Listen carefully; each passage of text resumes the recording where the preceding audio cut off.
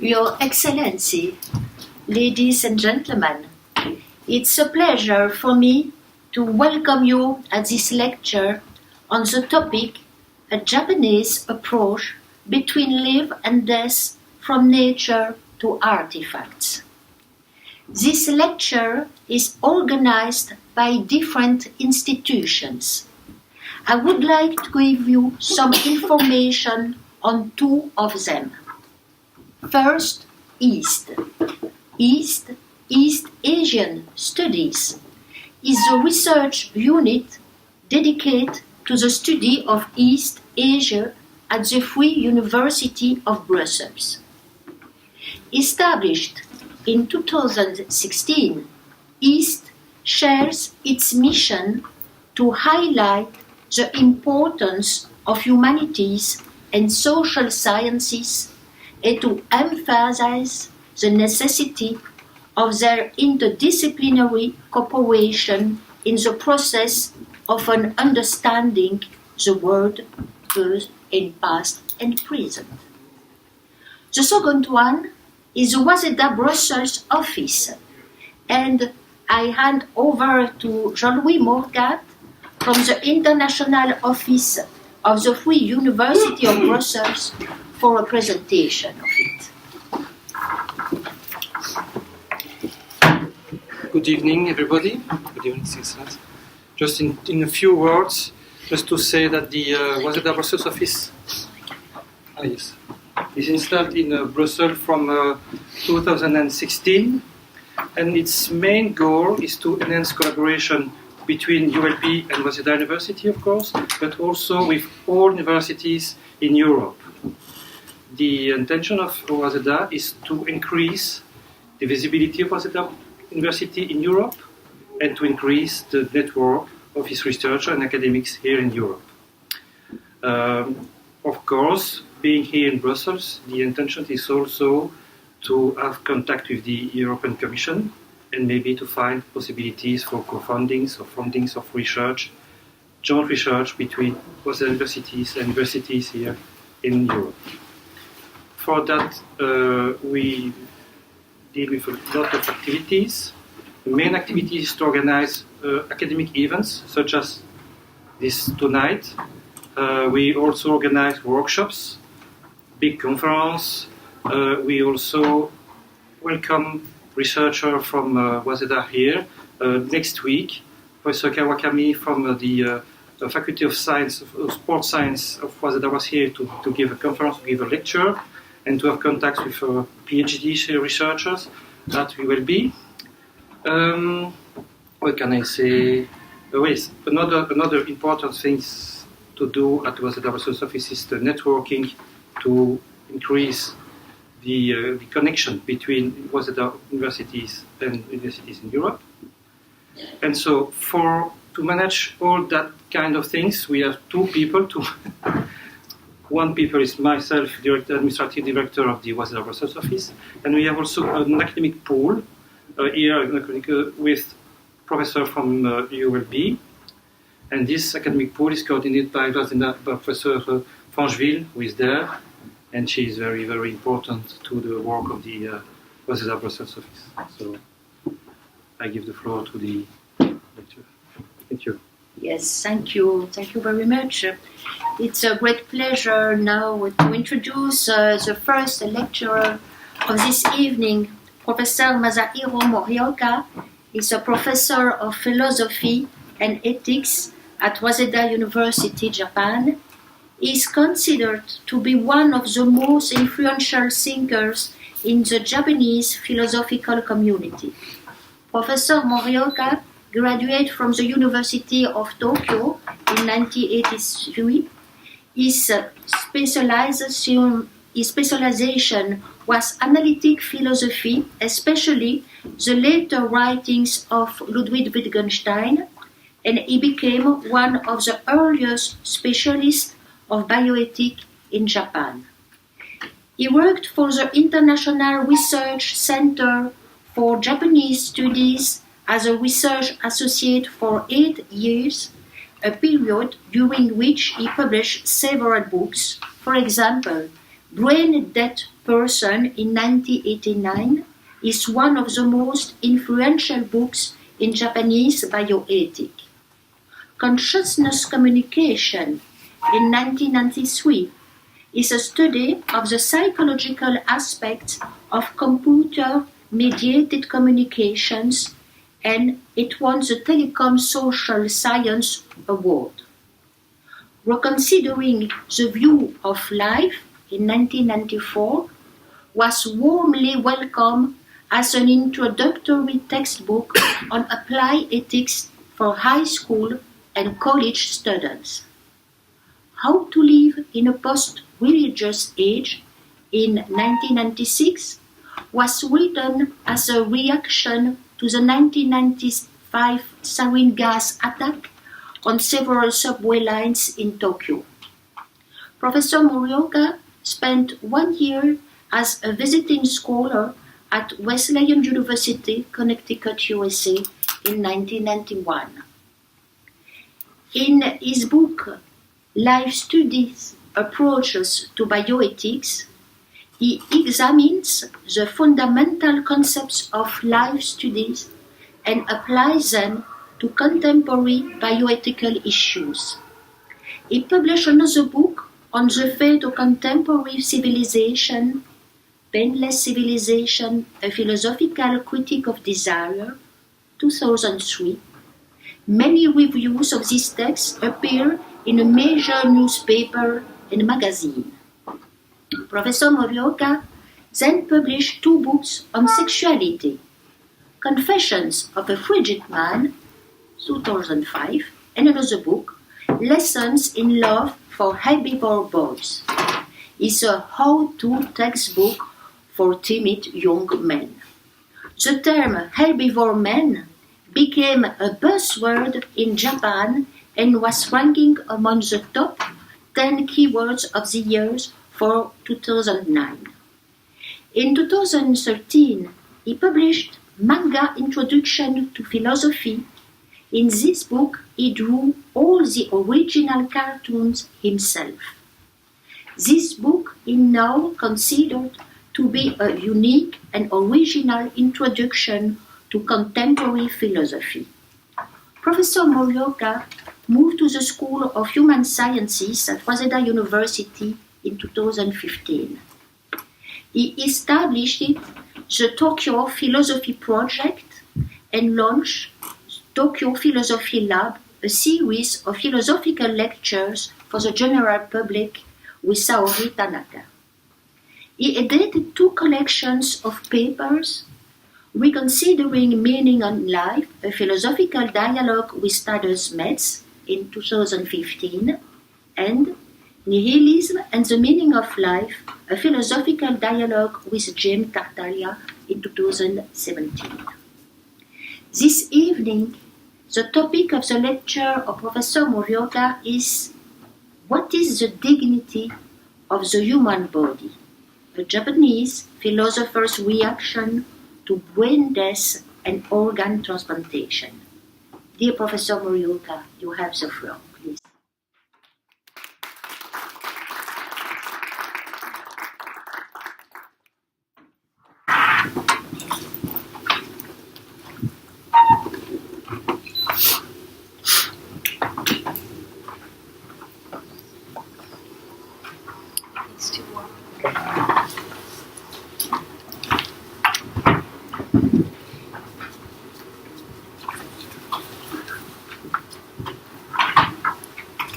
Okay, thank you very much. Good evening. Thank you very much for very kind and warmful introduction and to me. I now work for Waseda University Human Sciences Department, and today this evening I will talk about the a Japanese philosopher's reaction to the brain death and transplantation. First, I would like to say that my own view on brain death and transplantation is a minority opinion in Japan. So please do not think, my opinion is the is the representative attitude or value which the ordinary Japanese have. My opinion is, minority opinion. And today I talk about first about the brain dead person, and also the concept of long-term brain death. And the second, I talk about natural right to grow and die in the form of wholeness. And the third, I talk about the dignity of the body.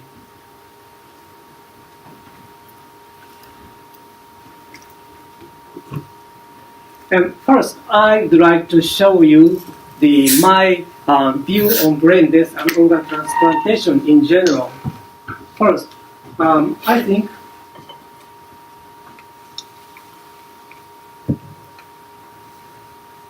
from a philosophical point of view, I think it is impossible to determine when a human being dies. A brain dead person is not necessarily a dead person. Okay, and the second is organ transplantation is allowed only when a brain dead person has declared her intention to donate organs beforehand. And thirdly, organ transplantation from a small brain dead child ought to be prohibited, banned, because she does not have the ability to express her intention. So we should protect her brain dead body from the outside invasion, such as organ transplantation. And so please note that this is a minority view in Japan. Okay, first I will show you some newly found facts about brain death. What do you know about brain death? Do you know well? How much information do you have about brain death? Contemporary findings. Okay, now we have such. Okay, I will first talk about long-term brain death, and secondly, today's diagnosis of brain death is flawed, and the third, I will show you that a brain dead patient can grow, give birth, and etc. So the first, long-term brain death. This concept, long-term brain death, is introduced by Dr. Alan Schumann in his paper Chronic Brain Death, which was published in 1998. And he found that there are many cases in which the heartbeat of a brain dead patient continued for more than 30 days. So this is, for many of you, this is a counter intuitional. Do you know that this fact? And he showed the longest case. In the longest case, the patient lived more than 14 years in a state of brain death. So this is incredible. And in this case, the patient boy became brain dead at the age of 4. So very small boy at the age of 4, and he was diagnosed as brain dead by physicians. And after that, his heartbeat continued, and his height grew, and he became an adult brain dead patient. So it lasted 14 years. So he became 18 years old boy, almost adult brain dead patient. So he actually grew, and in the beginning, he was a 4-year-old brain-dead boy, and then he became 18-year-old adult. Okay. And this kind of cases were also found in Japan. This is the case of Hyogo Medical School, which was reported in 2000 in the medical journal. And in this case, a boy became brain dead at the age of 11 months, and his heart continued beating for more than 300 days. And he became taller and taller, and from the 74 centimeters to 82 centimeters, and he grew in a state of brain death. And he moved his limbs, both hands and both legs, frequently as if he had been alive for a long period of time. So his parents were very upset by looking at, brain dead boys. He was moving his hands and legs frequently, but his diagnosis was correct. He was brain dead. And so what is the diagnosis of brain death? The brain death is defined as the cessation, the stopping of the function of the whole brain. But it is discovered that even in the cases of strictly diagnosed brain death, hormones and other substances are sometimes created in the brains of the brain dead patients. So this sounds very strange, but this is true. The brain of a brain dead patient can produce some hormones and other substances. And in the Hyogo Medical School's case, growth hormones and thyroid gland hormone, kojosen hormone, are continued to be created in the boy's brain. And this shows that the brain of the brain-dead boy was still functioning. And so the current diagnosis of brain death is fundamentally flawed, wrong.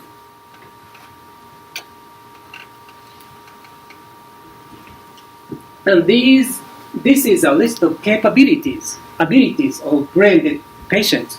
So you can see many capacities a brain-dead patient has.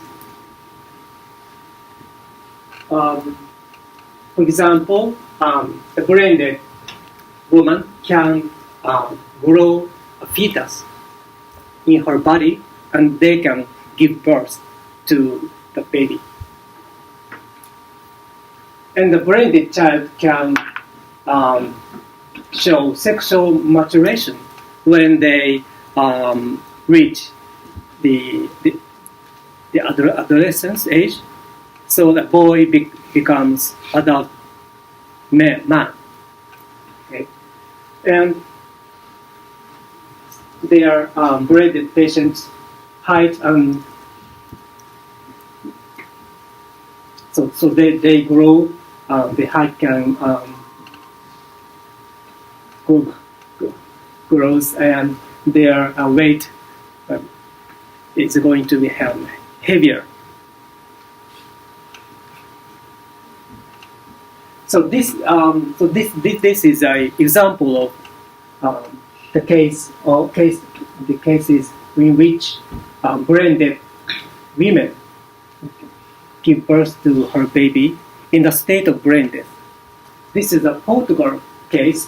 This was reported in June 2016. And in this case, a pregnant woman became brain dead. And this situation lasted for several months. And during this month, a brain dead pregnant woman grows her baby in her body. And she delivered a healthy baby and just after that she died, or her heart stopped. So brain dead patient can have such abilities. So my intuition is this. Of course, brain dead patients do not have self-consciousness, free will, or rationality. Yeah, this is true. However, the warm and growing body has a sort of right or dignity that should not be violated by anyone surrounding that patient. And the brain dead body has the right to be protected as a sanctuary against exploitation by the outside people. So this is my intuition. And I also think that this is very similar to the wilderness's right to be protected as a sanctuary against exploitation by the humans. So I think very interesting similarity between the bioethics and environmental ethics.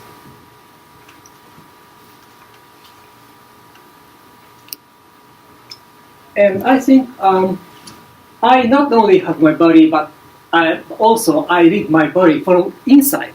We live our body from the inside, just not have our own bodies. Okay, so my body is not mere my property, and my body is something that has its own preciousness, because my body is not an object that I made myself. My body is something that I have received from my ancestors. And my body, of course, my body is my body, not yours. Okay, this is true. This is clear. However, at the same time, my body transcends me. My body contains various information, memories, characteristics, shapes, and inclinations that have been handed over to me from former generations. Okay, so my body has its own preciousness, and that preciousness having been handed over to me, and which I call the dignity of the body. And this dignity of the body includes the body's right to be protected against exploitation by the outside people. So you may think this kind of thinking is very Asian, or you may imagine, oh, this is like Confucianism. But this is not necessarily so. I would like to introduce a philosopher, Hans Jonas. He is a German and American Jewish philosopher, and he studied philosophy under Martin Heidegger and Karl Rudolf Budman, and argued in his 1974 article against the stream that brain death is not human death, and we should not remove organs from brain dead patients. So very similar argument to me, and actually I was very influenced by Hans Jonas's philosophy and his bioethics. He is German and Jewish, not Confucian. Okay. And this is from his text. He says, my identity is the identity of the whole organism, even if the higher functions of personhood are seated in the brain. How else could a man love a woman and not merely her brains? Therefore, the body of the comatose, so long as it still breathes, pulses, and functions otherwise, must still be considered a residual continuance of the subject that loved and was loved, and as such is still entitled to some of the sacrosanctity, sanctus, according to such a subject by the laws of God and man. that sacrosanctity decrees that it must not be used as a mere means. So this is the reason why Jonas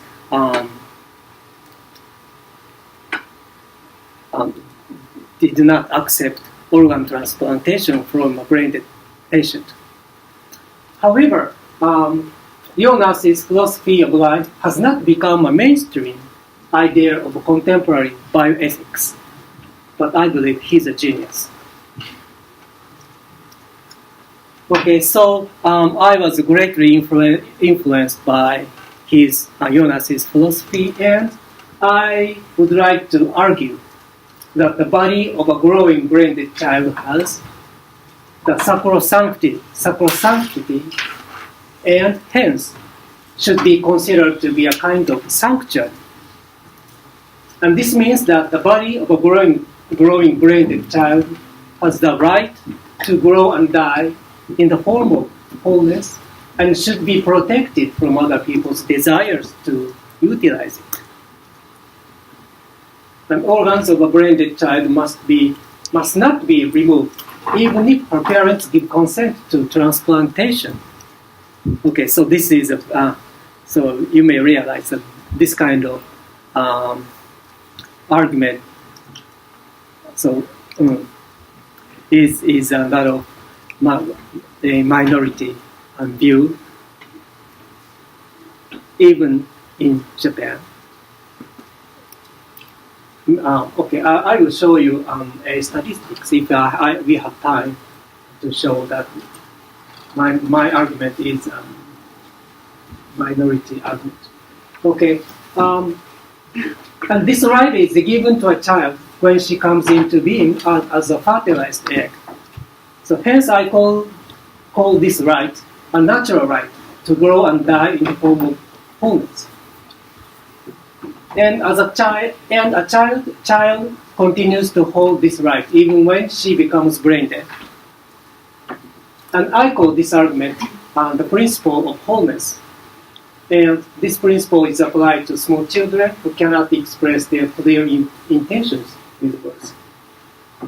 So then what about the competent adults and children who have the ability to express their intentions with words, like us? Okay?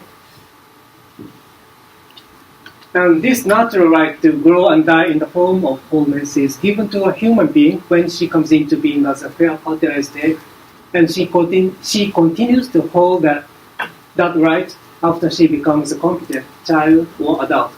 However, at the same time, when she becomes a competent child or adult, she is given an authority to withdraw that natural right. And this authority is exercised as a form of written consent to withdraw it. And this is because a person's pursuit for an unregrettable life should be given priority over her own natural right to grow and die in the form of wholeness. Okay, so the point is that every human being is given a natural right to protect their own body. This is a very basic principle. But when that fetus becomes a baby and an adult person, we are given, in addition to the authority, which can override the original natural right. So I think this authority, which give us okay. So for the adult, the most important thing is to live our own life without regret. This is the most important thing. So this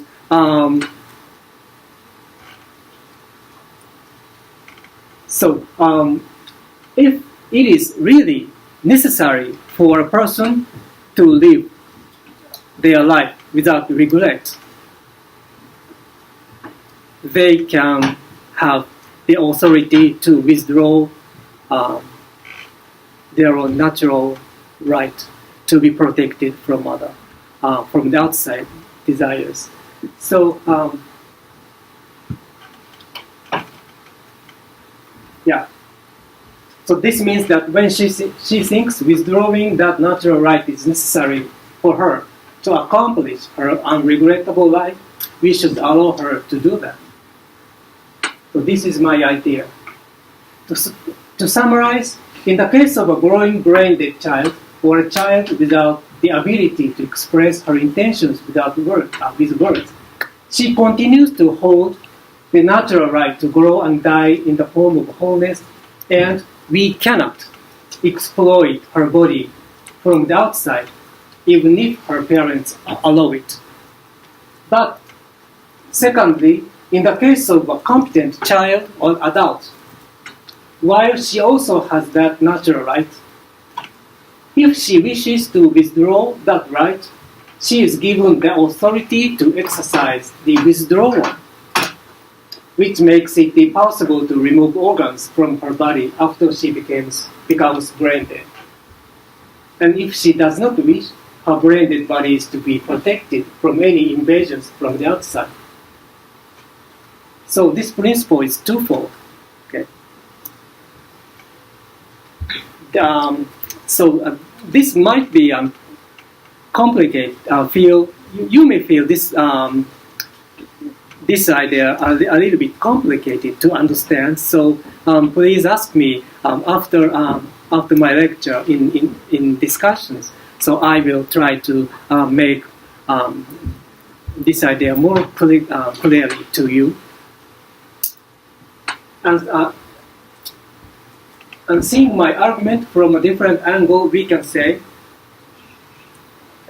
first, a person's pursuit for an unregrettable life is stronger than that person's natural right to grow and die in the fullness. So I can declare my intention to donate my organs to others on a donor card. Oh, I think this is okay, no problem.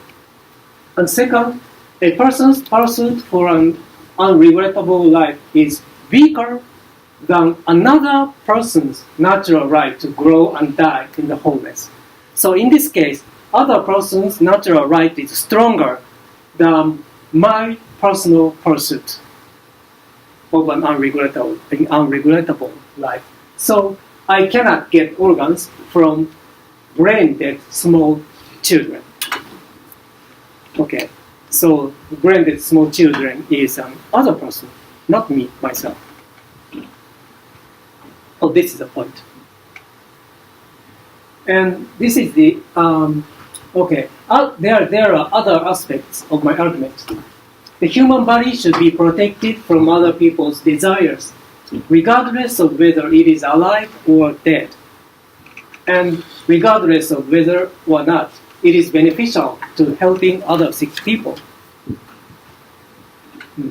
And the second, if there is no prior declaration by a brain-dead patient, the brain-dead body should be kept as naturally as possible. But of course, I understand the meaning of the word naturally is very, very hard to clarify in our civilization, In our society, the concept of naturally, is very, very hard to determine.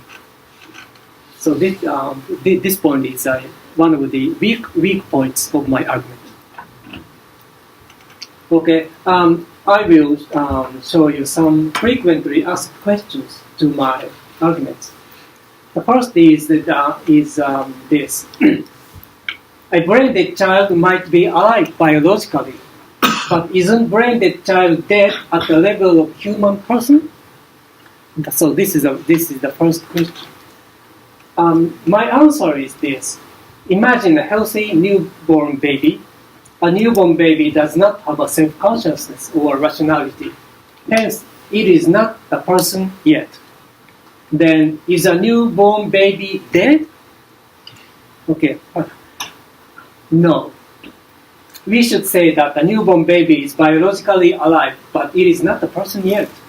So in the same way, we should say that the brain-dead child is biologically alive, but it is not a person yet. This is my answer. the next question is it wrong to transplant the organs of a human being who has lost her self-consciousness and rationality for the benefit of helping other sick people? So my answer is, what about the person with heavy dementia, or a person in a vegetative state, or a baby having been born without higher brain? Is it okay to transplant their organs while they are biologically alive? If you wish to protect those patients or those people from organ transplantation, then you should also protect brain-dead children from transplantation. So this is my argument. Okay. The next question is Morioka aiming at prohibiting organ donation from brain-dead children and abandoning children with severe heart and or other organ diseases? So this is a very, very severe question for me. And my answer is this. Of course, I do not wish to abandon those children, but I believe that no one has the right to exploit the wholeness of brain-dead children who maintain a biological integration and the potential power to grow in the state of brain death. For this reason, I am against organ transplantation from brain-dead children, even if it ends up in leading to the abandoning of other children with severe diseases. I have to be very courageous to say such a thing. So I have been repeatedly criticized about this from patients' family members and the people who are waiting for organ transplantation. But I think I have to maintain my argument. So what we should pursue is artificial organs and regenerative medicine. Don't you think that the life of a child with severe heart diseases is heavier in value than the life of a brain-dead child? My answer, I do not think so. No one can compare the heaviness in value of the life of a brain-dead child with that of other sick children. It is theoretically impossible to compare the values of human lives because every human life comes into being only once on the earth. So philosophically speaking, it is impossible to compare the value of two persons. So this is my point. Brain-dead patients never recover, right? No. It is reported that there were cases in which patients who were diagnosed as brain dead recovered from the brain death. Okay. This is a case in United States of America in 2008.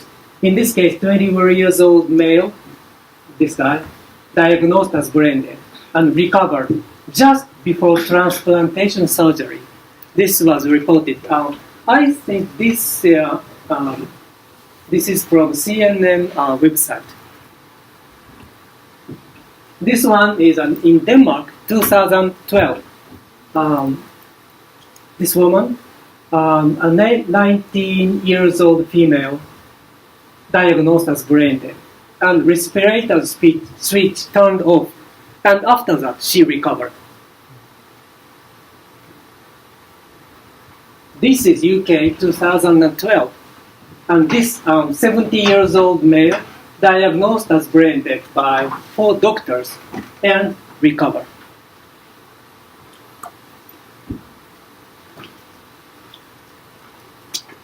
Next question is, isn't abortion a violation of the natural right to grow and die in the form of wholeness of a fetus?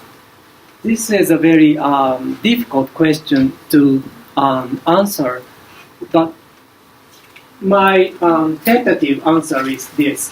A fetus is physically connected to the pregnant woman's body and cannot be considered an individual being. Hence, strictly speaking, an act of abortion that is performed by the request of the pregnant woman is not considered an invasion from the outside. Okay, so therefore it is not clear whether abortion before the second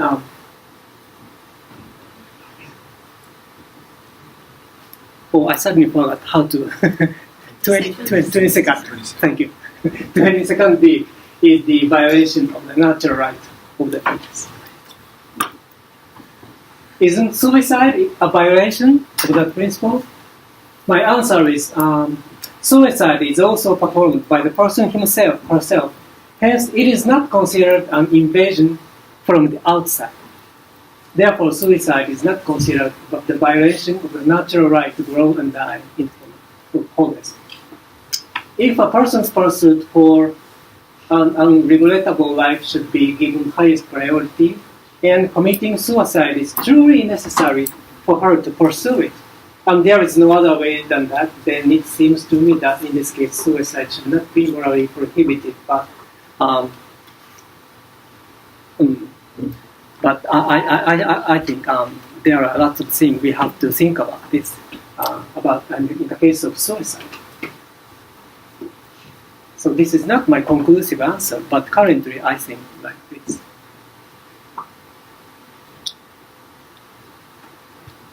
Yeah. So I think this principle cannot be considered to be can be considered to be an example of a more broad dignity, the dignity of the human body. And the dignity of the human body includes other rights, such as the right not to be dealt with as a mere object. And in environmental ethics, there are theories that claim that even trees or rocks can have rights. Then why not human bodies? And this might be an idea that can threaten the basis of an European image of human beings. I don't know. What about you? What do you think about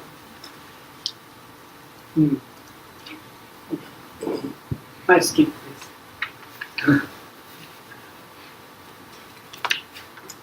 Okay, so Japanese organ transplantation law was revised in 2009, but this law, Japanese law, before the amendment, was very similar to my argument. So that law, first, the patient who did not have donor cells were considered alive until the cessation of the heartbeat. So natural right to grow in the form of wholeness and die in the form of wholeness was clearly expressed in this law before amendment. And secondly, this law required both a prior written consent of the donor and the family consent, both for the diagnosis of brain death and organ transplantation. And so if a child who has expressed a clear intention becomes brain dead, but the natural right to grow in the form of wholeness has to be overwritten only by her wish. Okay. But this Japanese law was revised, and the revised law was very, very similar to the normal, ordinary law, which you can find in every European countries.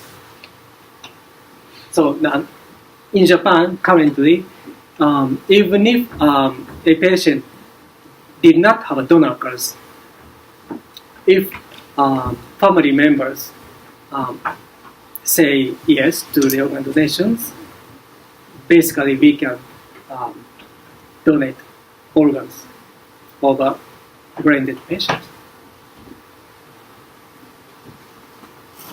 And Hans Jonas published his argument under the title Against the Stream.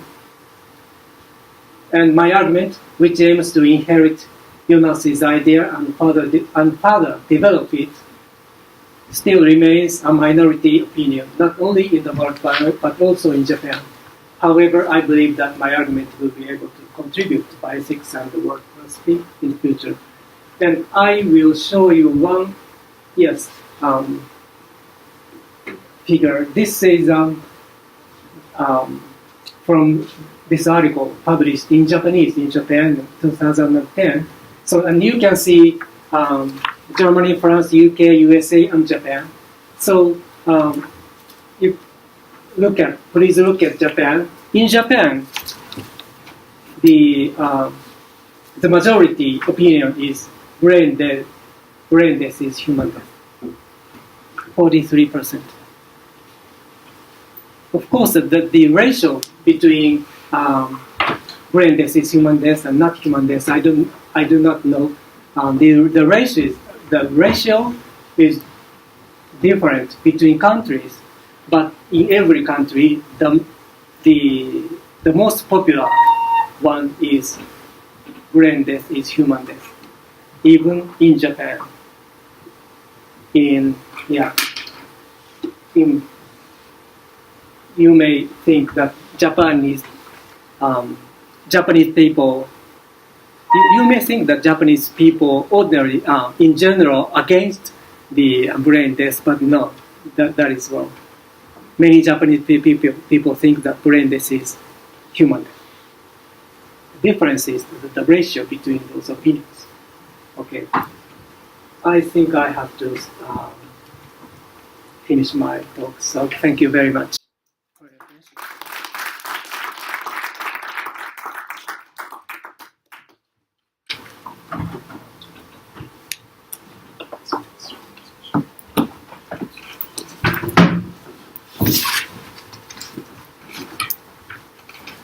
A discussion after second lecture.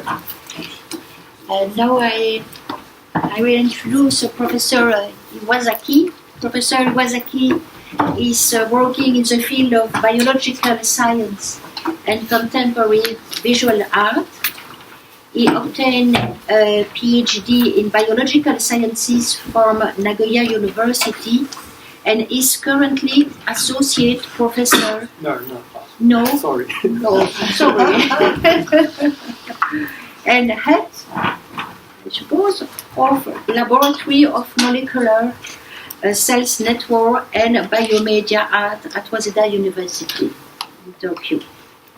He's also one of the founders of a Japanese Society for Cell Synthesis Research. He received many prizes. For instance, the Japanese Society for Chronobiology Prize. As an artist too, he has produced contemporary papercut art in which abstract patterns are combined to be exhibited in three-dimensional installation. Since 2007, he is also working in biomedia art, especially using cyanobacteria and cultured cells. His lab, called MetaPhorest, is a practical platform for artistic researches on biological, biomedia art, and bioaesthetics, located within a biological laboratory at the Center of Advanced Biomedical Sciences at Waseda University. In his lecture, Professor Iwasaki will address a biological art project, aPrayer, a memorial to the source of artificial cells lives. The Professor Iwasaki. Thank you very much. Thank you very much for kind introduction, and it's a great honor to be here and to give a talk on our bio art project, which is somehow related with the philosophy of life and different perspective from Morioka-sensei's talk. And just a moment.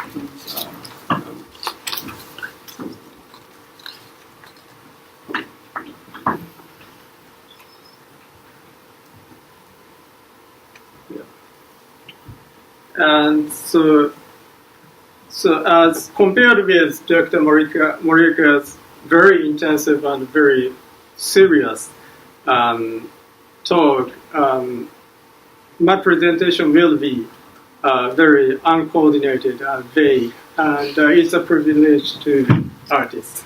And so Morioka Sensei talked about death and life in humans. And more, my talk is more about the ambiguous border between materials and life. So I'm not talking about the human life itself, but even if we are talking about the boundary between the materials and life, the human view is essential to discuss. So that is related with this project. And so as she kindly introduced, I work in the field of both biological science and art. And so my lab is basically a biological lab, so no medical one. I'm studying on very basic property of bacteria, but it's open to artists and designers who are interested in biology, biotechnology, or philosophy of life, or something like that. And so this platform named MetaPhorest started about 10 years ago, from 2007. So about 20 artists have joined our platform, and currently about 10 members are pursuing their own artworks.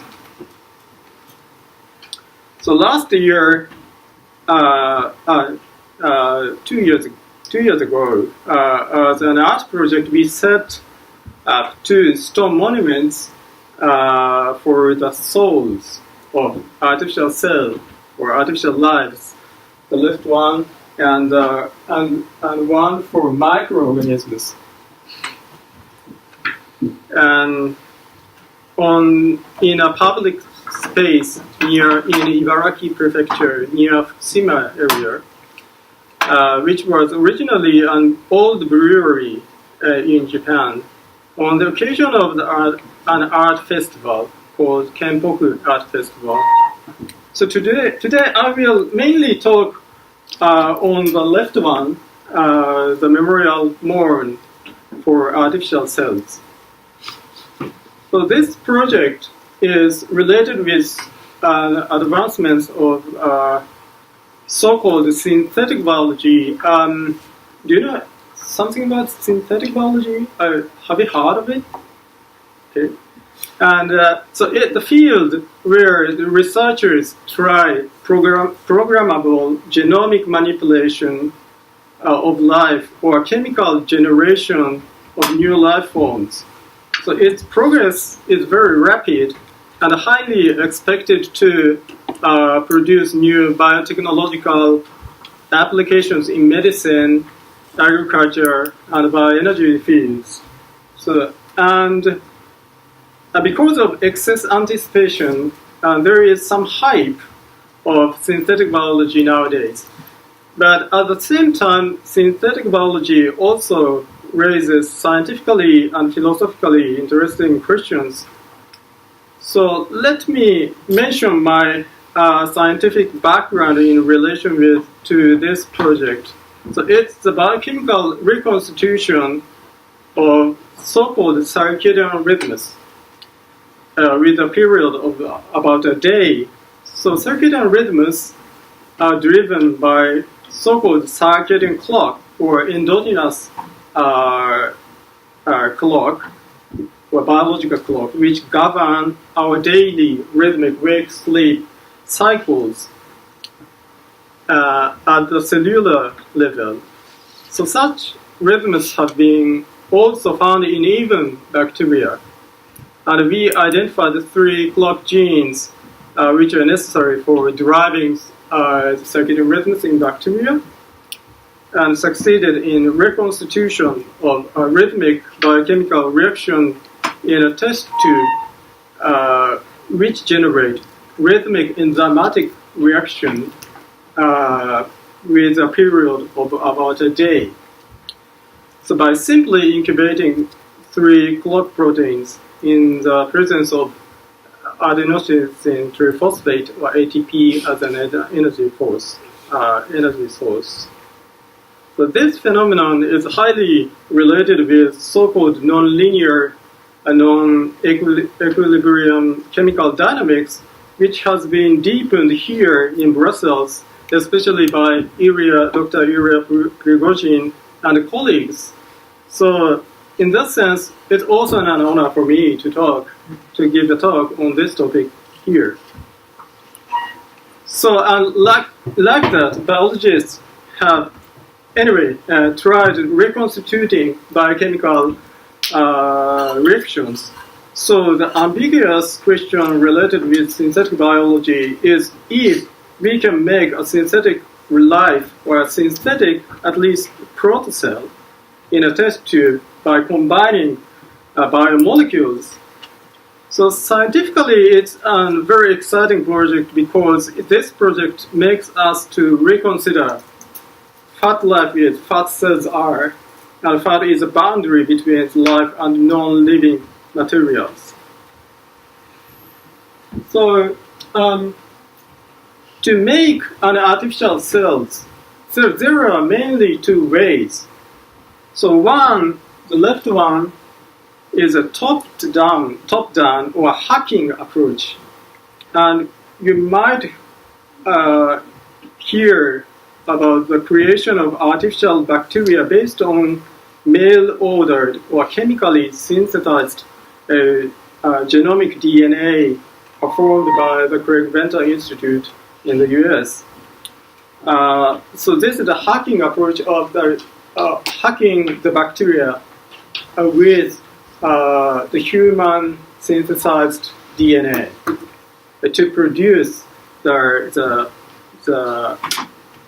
novel species. So what I think interesting is that if you ask many biologists if this bacteria, the hacked bacteria, is alive, so most of them would answer yes, it is biologically alive. But if you ask if this is synthetic life, it will be much more debatable, and many scientists would disagree with the idea. On the other hand, there is another approach written here. There is another approach to creating a protocell which is based on the scratch and build. So what it does is to combine biochemical molecules for continuous regeneration of genetic, membrane, and protein compounds, and metabolism ability or something like that. So this time, many researchers would agree that it's synthetic one, but about its being alive, their answer will not be unanimous. And it's probably because the question of if newly designed protocells or a biochemical complex is alive sounds somewhat emotional with an implication of what life is for you. So actually life can be very roughly considered with at least two layers. One is a biological complex being described as biological organisms. The other is life as intersubjective presence, which is perceived to an observer as a more emotional object or relationship, the life with us, so which is highlighted in funerals or commemoration or something like that, for example. So I'm interested in the ambiguous border and the complicated relationship between the two aspects. So that is biological and more subjective or emotional and or even ontological. So they are tightly interlocked and to form complicated boundary. So in my opinion, the aesthetics and art are a very good platform to explore such topics as is philosophy or ethics. And so I guess one reason is due to intrinsic similarity between art and life themselves. So as I said, and usually biology consider that life is the entity of the object or organisms, but we are also living in a reality that we feel liveness or vitalness within the relationship between observers and objects. So this situation is analogous to some extent to the classical question where art is. So an artwork can be taken as an objective material or datum, as we treat it as a physical item, which can be objectively analyzed. On the other hand, we know that artistic experience brought by the artwork is highly dependent on the viewer's subjective or intersubjective relationship to the artwork. So in that sense, considering life and arts must share some overlapping interests. So moreover, it's a little bit difficult to see. As a biologist, I have to confess that even biological understanding cannot be so perfectly objective or mechanical. So indeed, for example, in biological research papers, we can easily find very personified or subjective expressions. So not only authors or biological researchers are egoistic, as you may know, probably, but also materials and molecules in biological systems are often highly personified to, for example, recognize or talk with other molecules to play a role game, as if they themselves had free will. So this is my other artwork to cut out such personified or egoistic texts from my own research paper, this one, and set onto microbial growth media to grow bacteria from the excised egoistic positions to hack personified text. And our project is to, and I'm talking from now on the artificial cell art, and our project is to bridge the gap between the two aspects of the biological and the intersubjective of artificial cells by setting a memorial service and a monument deliberately. So by doing so, it raises some questions such as what are death and liveness of such synthesized cells, or is artificial life worth commemorated? So before going into the detail of the questions, so let me introduce some other background to you. So our project was inspired by the Japanese custom of memorial ceremonies for experimental animals. So this is the view of the memorial service held for experimental animals in our working institution in Waseda University. And it's not exceptional. So more, maybe surprisingly to you, more than 90% of most of the universities and biomedical research institutions in Japan hold such memorial service for experimental animals or experimental organisms every year. So although, as suggested, biology itself reflects some personified descriptions, but it basically attempts objective description of life and tries to exclude ambiguous or spiritual expressions as much as possible. But memorial services held in scientific institutions show that such intersubjective and emotional experience is formally organized repetitively in the whole of science. So officially, it's supposed to be for educational and ethical purposes for the use of sacrificed animals for science, but historically it's also as an extension of Japanese tradition of memorial services for non-human species. So, for example, these are relatively old monuments for lost horses founded from 18th to 20th century. Well, they are often seen in all over Japan. And this is another monument for snails. But these snails are vectors of serious parasitic infections.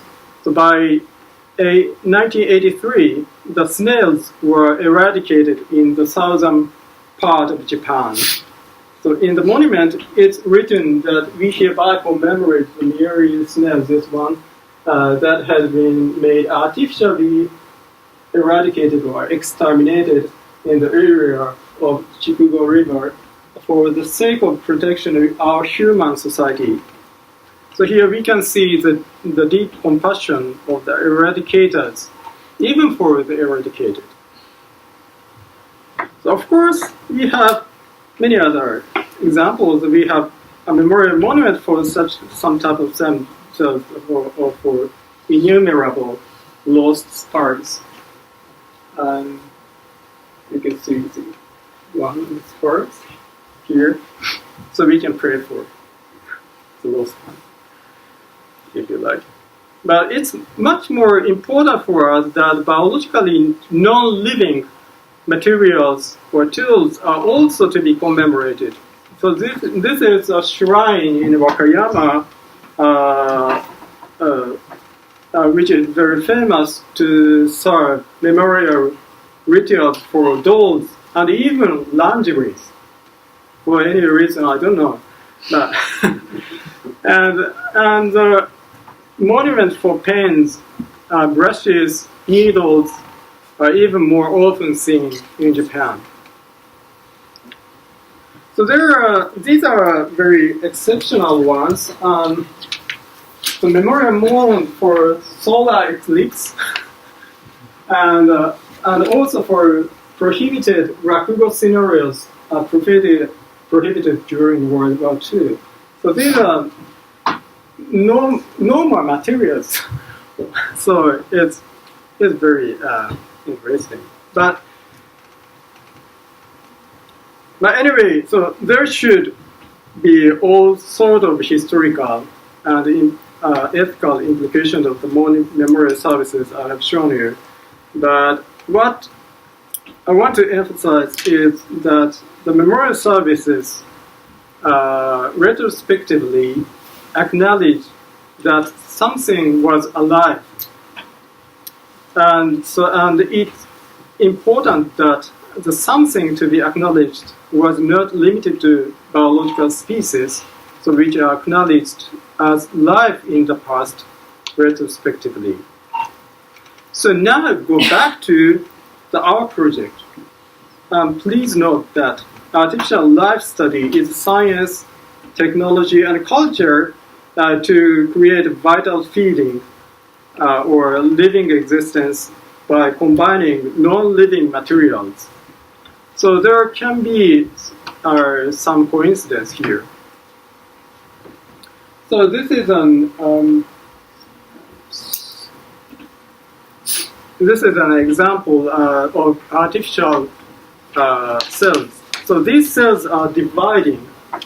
There are simple artificial cells which consist of liposomes or lipid vesicles with catalytic lipid molecules and DNA. So do you feel any vitality to this?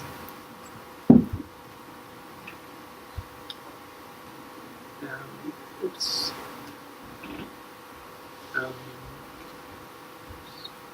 Yeah. So these are much more dynamic collective behavior of some filament.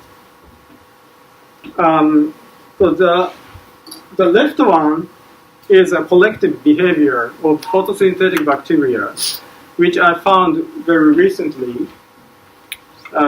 You see even bacteria move and organize a social behavior to make large vortices like that. But this type of collecting behavior is also possible by a mixture of two muscle motor proteins on a slide glass. So these are protein fibers, and they are bacteria. I feel some vitalness to both of them. And so this is the installation view or the commemoration room in our art project at the art festival. So you can see the two glass jars on the top, and the one jar hold used experimental tools for artificial cell studies collected from 11 labs. And the other hold is things provided by 9 fermentation food makers. And I have, list of the elements which were in the jars. And I'm sorry that they are written in Japanese, but in the first line it's written in English. And so that produces them to feel some atmosphere. So, and we had the stone carved with the symbolic illustration of ribosome. So this is decoder, just our cellular, mechanism to decode the genetic code in the cell. And growing artificial cells in flask, and the DNA double helix, and the lipid bilayer, or the cell membranes, the components. And also, we added the image of eye here, and make it so that the stone itself can be seen as our head. And by doing so, we wanted to suggest that the issue of artificial life is not only objective, but also our subjective and philosophical one. So the jars have been placed beneath the stones. So during the course of the project, we interviewed 15 scientists and 9 food makers on possible commemoration of artificial cells. So we are still working on editing it, and I would like to show only some words here. So about retrospective acknowledge of liveness in artificial cells. So one researcher said that what I thought was, why didn't I think about it? Certainly thinking about the souls after holding a memory cells is impressive to me. I thought that was the way for synthetic biology. And so there was interesting discussion about what death means to artificial cells. So some researchers said that when reaction stops, I feel the cell dies. This is a very standard opinion. But another researcher said that I think, after all, artificial cells will not die as long as they are alive. Death because it's very reproducible by humans. But usually death means no reproducibility, but they are reproducible. So I ask whether we are capable of making a living thing, but not death. His answer was no. They cannot make death artificially. Was his answer. But what is life without death? This is an interesting question. And some other researchers say, another researcher said, our purpose is to make something equivalent with or beyond the microorganisms.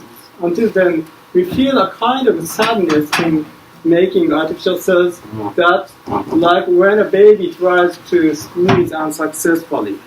Very deep compassion, isn't it?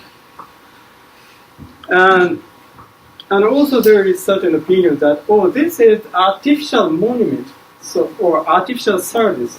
So we to make artificial cells that still don't have soul, but we want them to be like a real cell one day, to work better than a real cell does.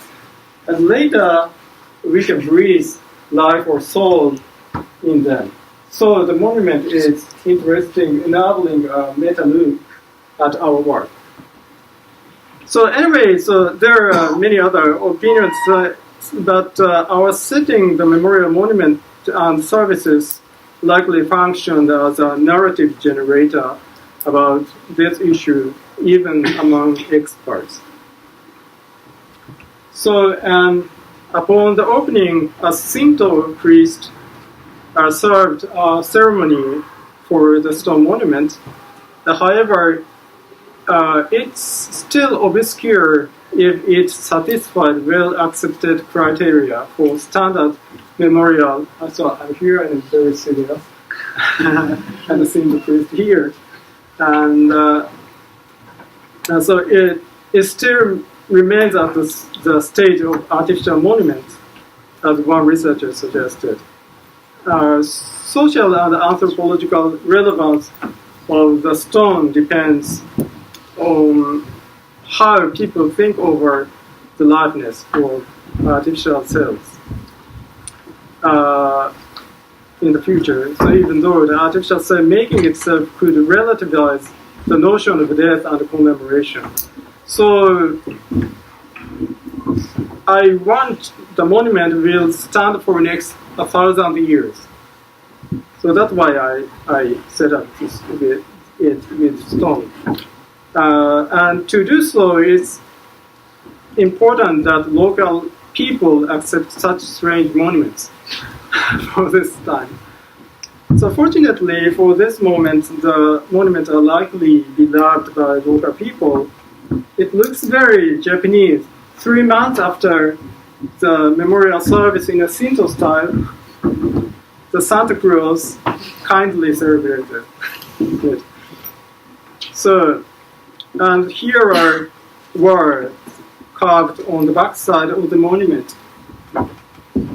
So we hereby acknowledge this stone monument to commemorate artificial cells and lives that are still unseen, yet will have been synthesized before too long. We hope the monument will serve as a means of rethinking the conditions by which we are made to experience vitality, as well as the history of ideas of life. Thank you very much.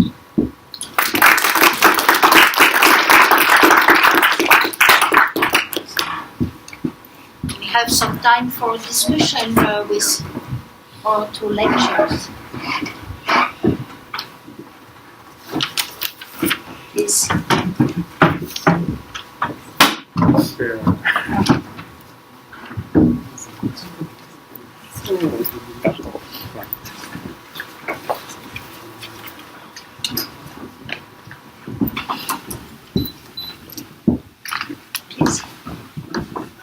One question about this natural right to grow and die body.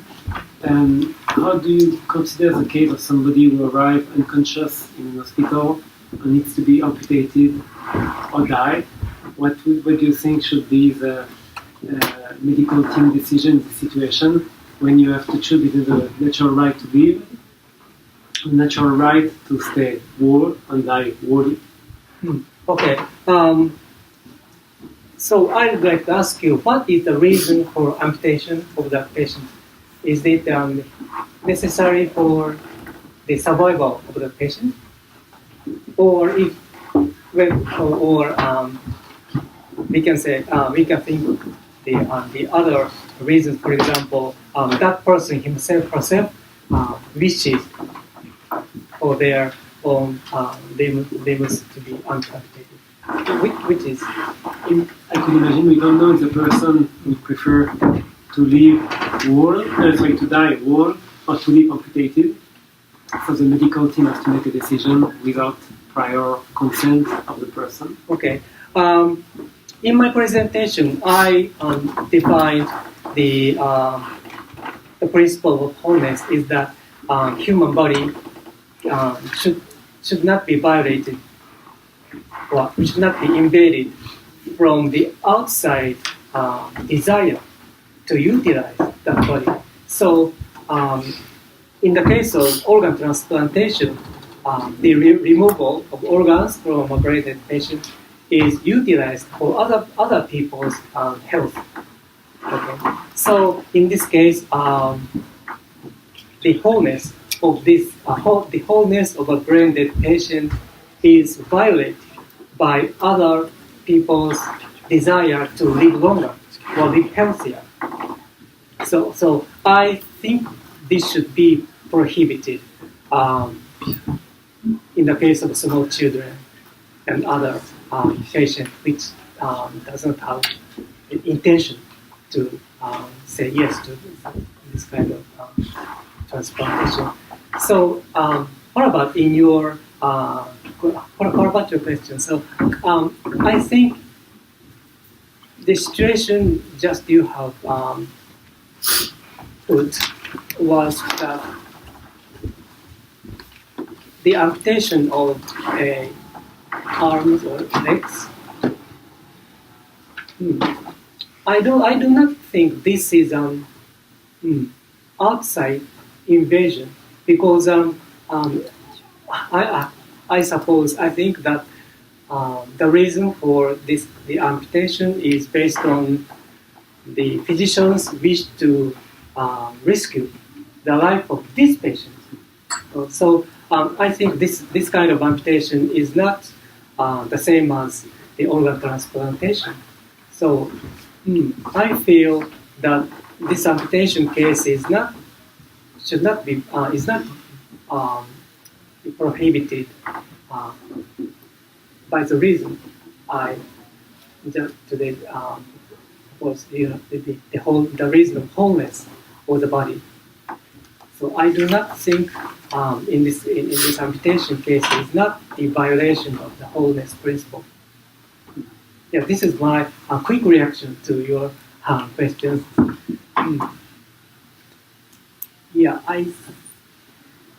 So if the physicians secretly thinking of selling the legs or arms, this is a violation of wholeness principle.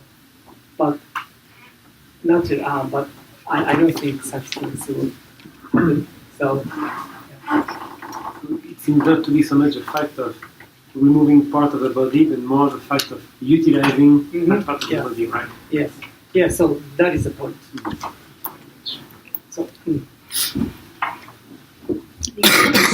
So thank you for both presentations, because I hear the echo of Hans Jonas in both, and so thank you.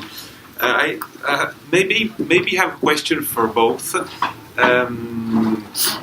Among the very many issues of Professor Morioka's presentation, so it's somehow connected to what you just replied.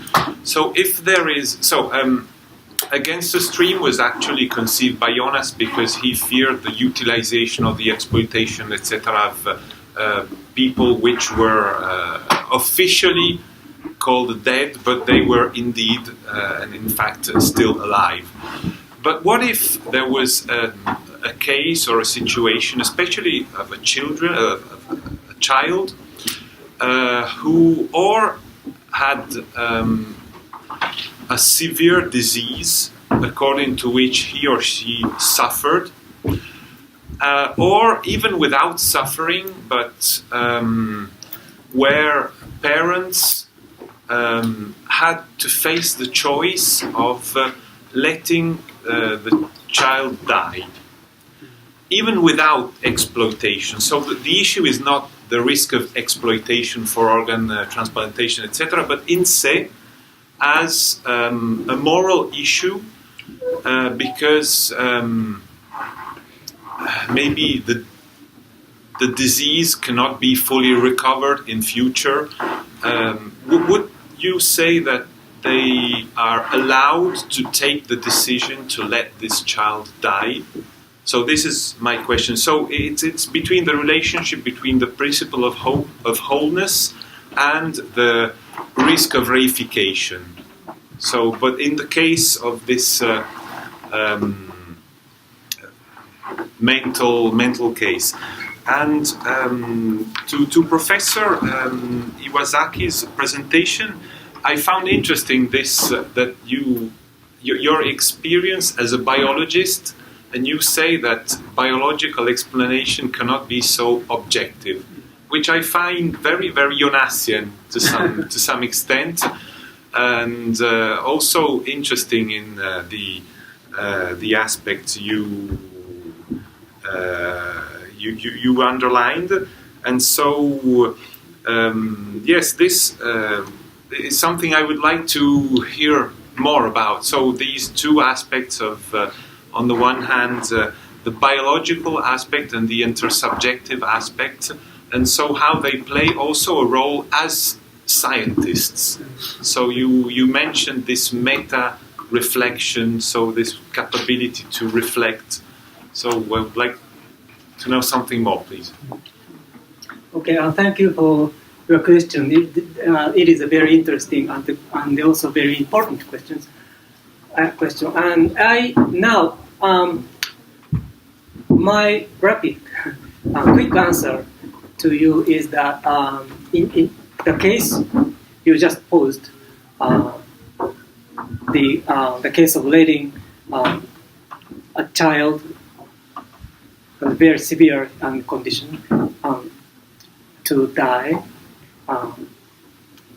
according to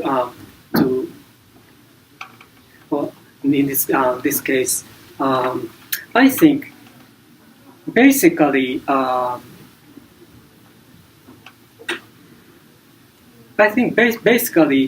the letting the child is not the violation of principle of wholeness, but we have to pay special attention to two aspects. The first is that the quality of what the patient, what the parents think, what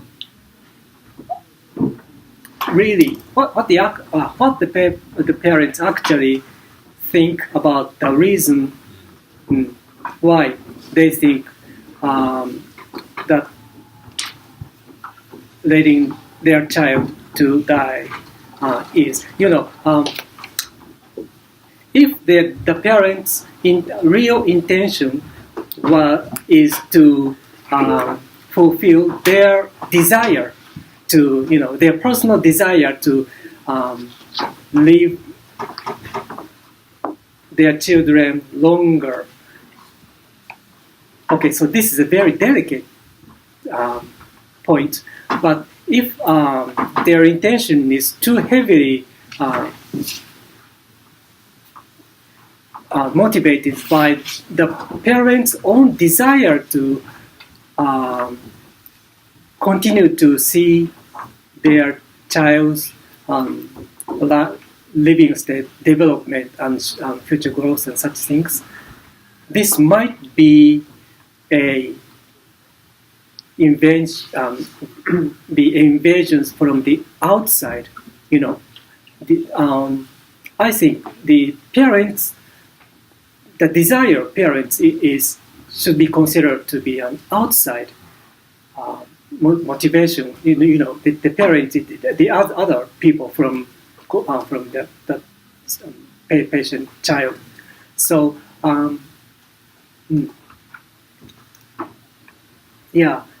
So if the parents' decision is very heavily motivated by their parents' personal desire, then this might be rejected by the wholeness principle. So this is the first point I would like to point out. The second one is the naturalness. You see, so how in this case? So we have to decide what kind of how we should terminate the life of that small children. So the principle of wholeness requires us to do that in the natural way, in a kind of natural way. But as I have pointed out in my slide, what is naturalness? This is a very hard question for us to decide which is a natural way to let the person die, and which is a unnatural way to let the person die. So the second point which comes to my mind is that we have even if it is allowed for us to let that small child die, we have to think about the naturalness very seriously.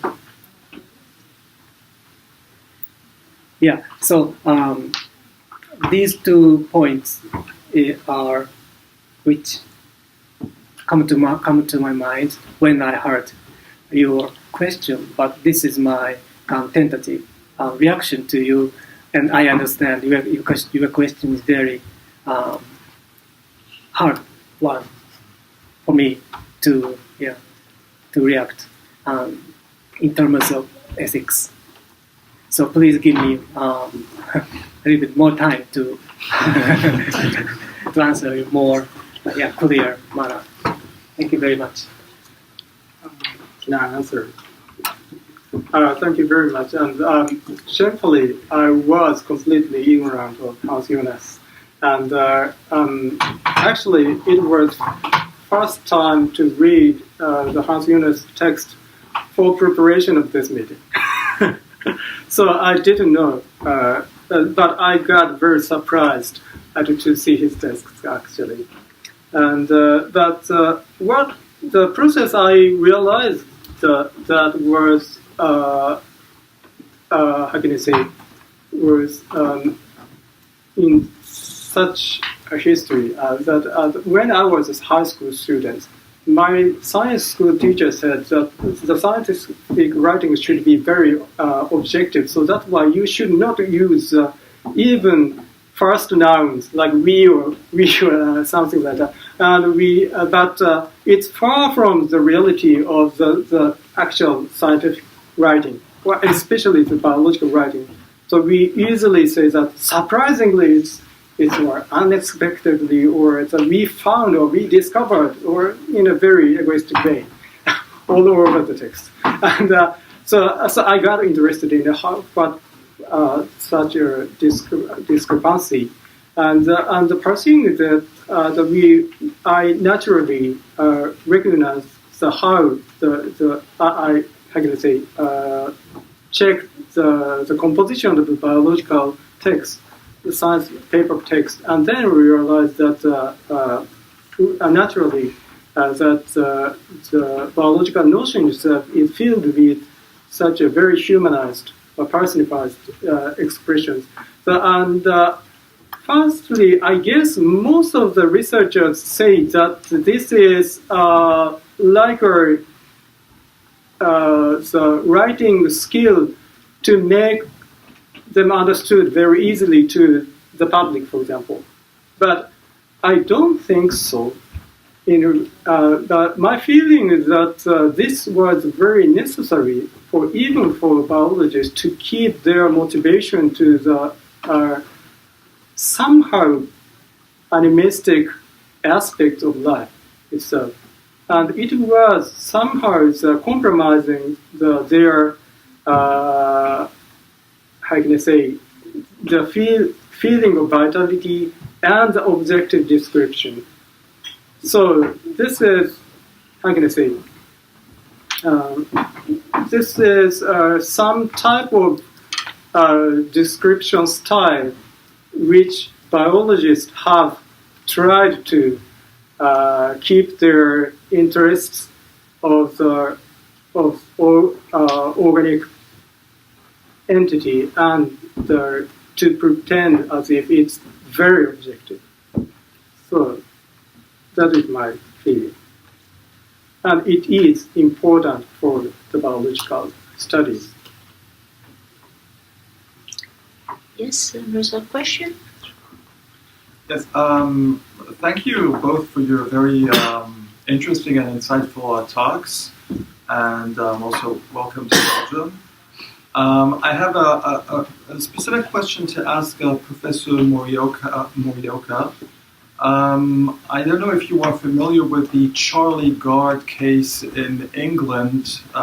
It was a case that erupted, for those who haven't heard about it, in England in, I think it was in August, September. Basically, it was a little boy who was hospitalized in the Great Ormond Street Hospital. And the hospital said that, the staff said that the little boy, he was an infant, he was brain dead. The parents wanted to continue supporting, using the life support machines, and the hospital refused.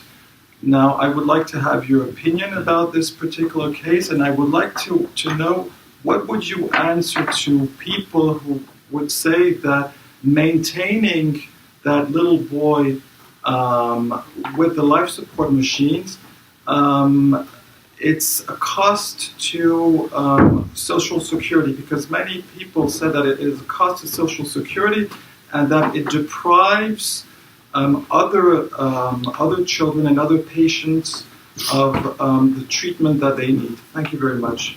Thank you very much. I think I have heard about the case, but I do not know the details of the case.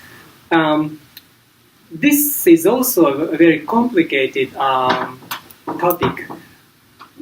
The biggest difference between the Japan and the England, UK is that I don't know the words, medical economics, the insurance system is very, very different. And for example, in Japan, when a patient becomes brain dead, and the parents or family members wish to keep this state. So in this case, the cost will be paid by firstly by the university hospital,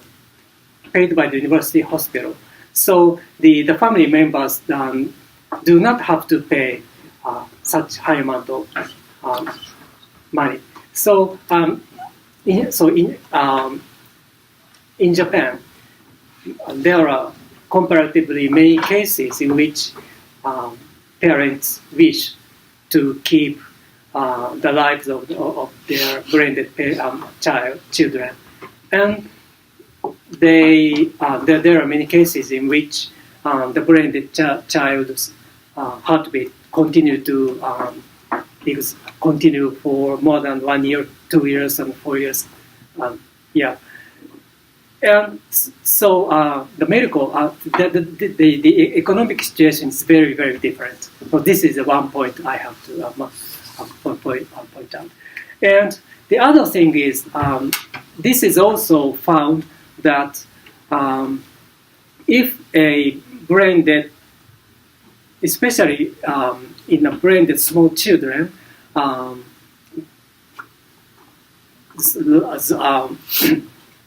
heartbeat successfully continue, for example, to 1 month or 2 months, then the medical conditions become very, very stable. So after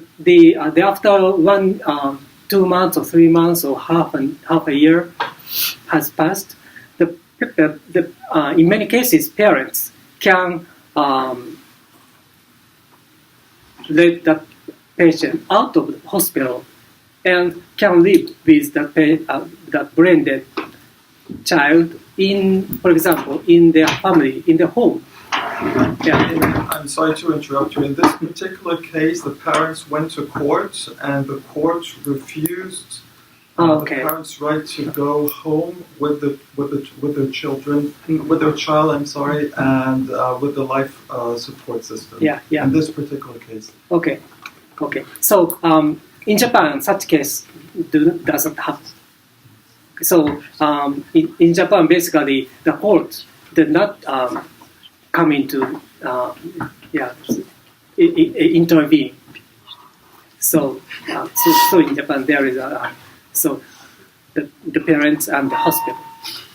That is all. So the situation is different from the UK or the United States. So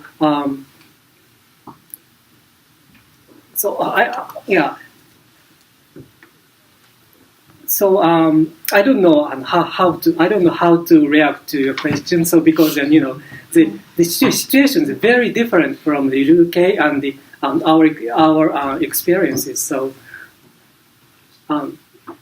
before answering question, we have to think about the difference between economics and social system and the law, systems of law and such various things. So. But also,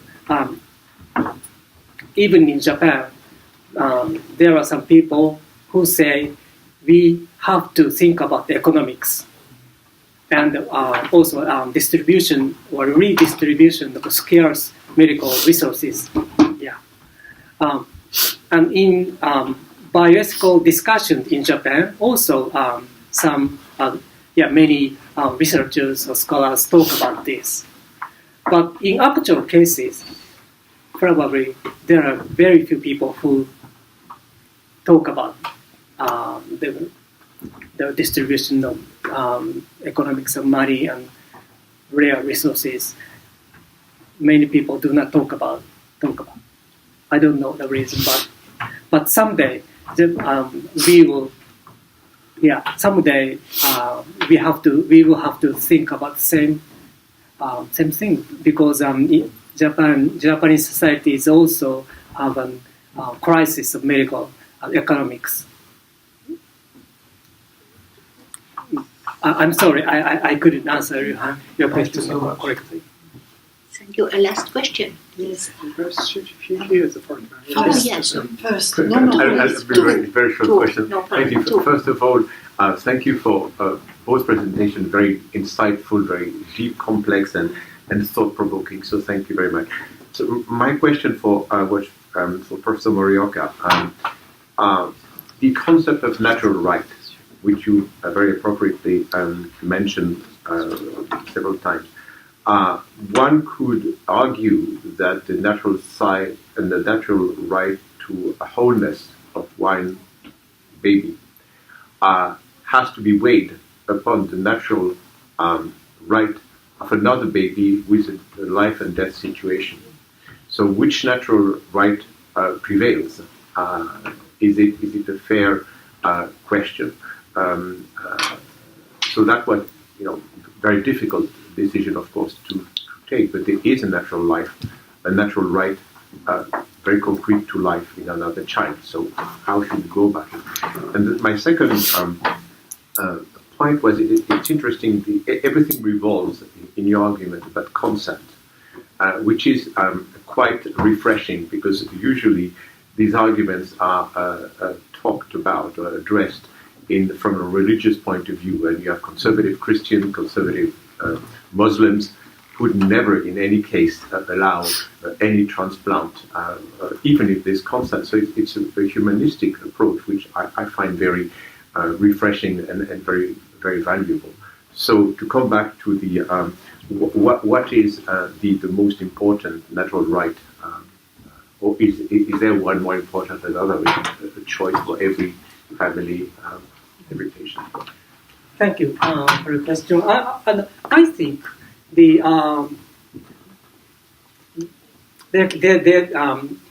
there cannot be the. I don't think the natural right of one baby can violate the other baby's natural right, because natural right to grow and die in the form of wholeness is a concept of defending their body's integration from the exploitation from the outside. Okay, so this natural right do not exploit other babies' natural right.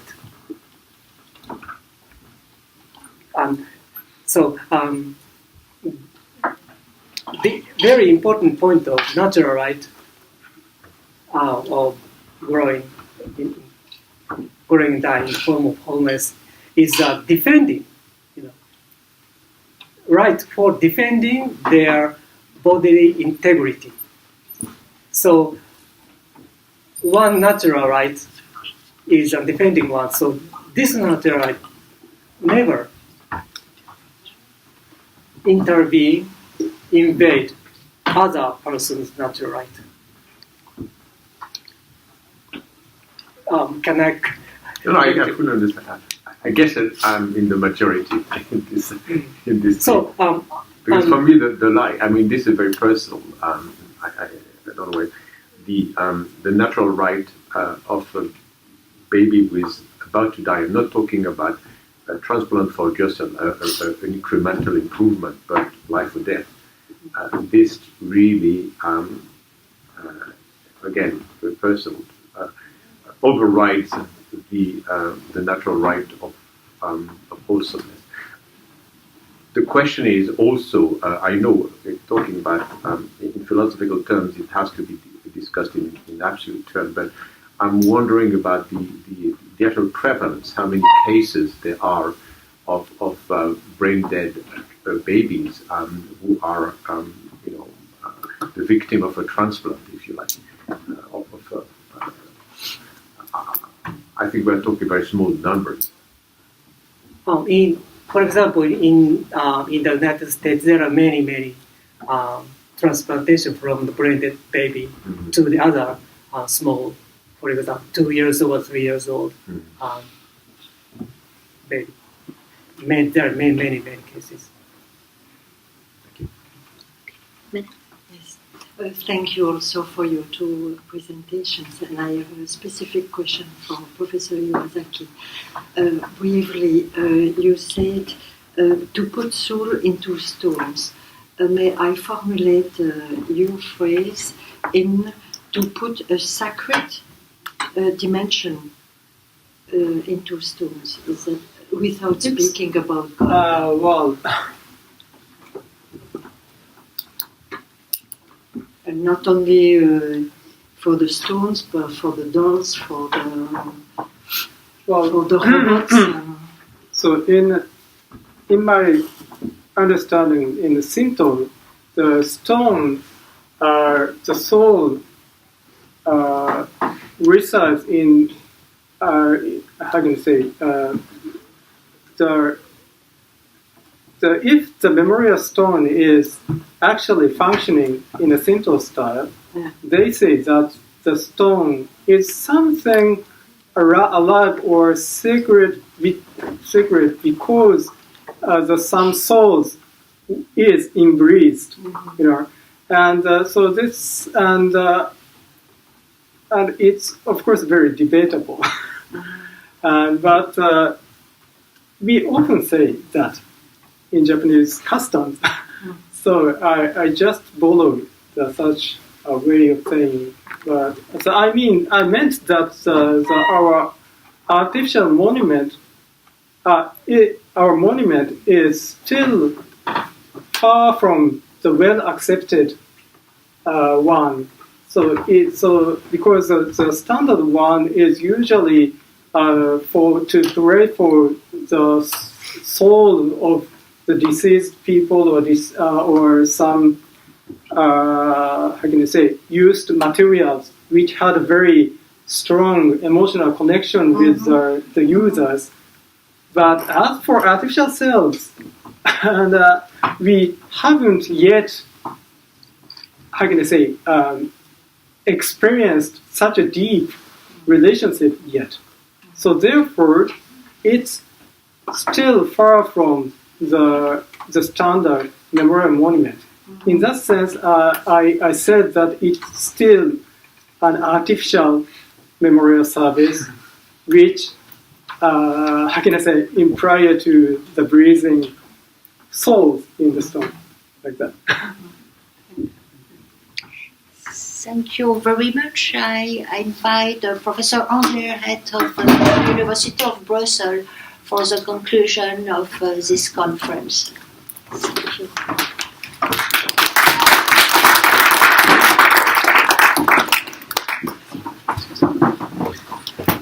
Thank you very much, Mr. Ambassador. This is the First Secretary, dear colleagues, dear guests. It's a special pleasure for me to take a little of your time,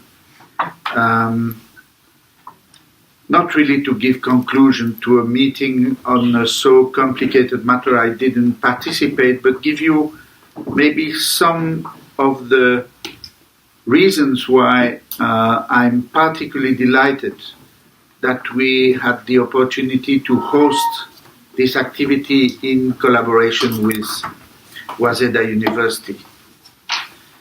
First, of course, because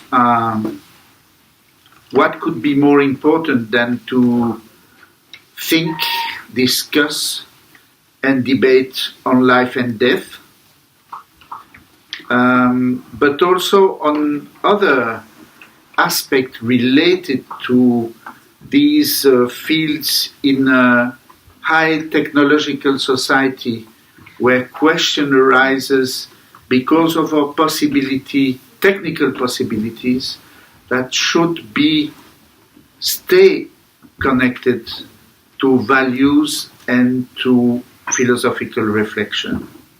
I heard about medical economics, organ donation, right of life and death, but also maybe even if it not been exactly expressed in the little time I heard your discussion about relentless treatments or nonsense treatments, who are also a question that arises with the technical possibilities.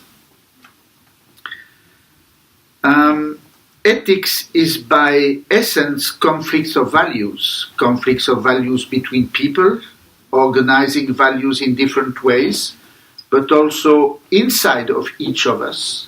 We carry different values who may, at one moment or another, in different situations, be in contradiction one to another, and we have to decide what, in that particular situation, which value will be preferred to another one, because it's not possible, by essence, to fulfill both of them at the same time. So, be able to connect and have discussions with eminent professors from very different cultures is extremely exciting, and is also something who may at one moment or another drive you to the discussion about which are universal values and which are values who are so connected to cultures that we have to agree and realize that they can be managed differently in different parts of our Earth. So it's extremely exciting to have these possibilities. The other reasons why I'm absolutely delighted to have you here, all of you, is that we are extremely motivated to develop our relation with Waseda University, to give as many dimensions as possible with the Waseda Bureau that has been opened here at the University of Brussels, and who developed, I think, very successfully. I had the opportunity to meet the Vice-Rector for International Affairs of Waseda University a few weeks ago, or 1 month ago, something like that.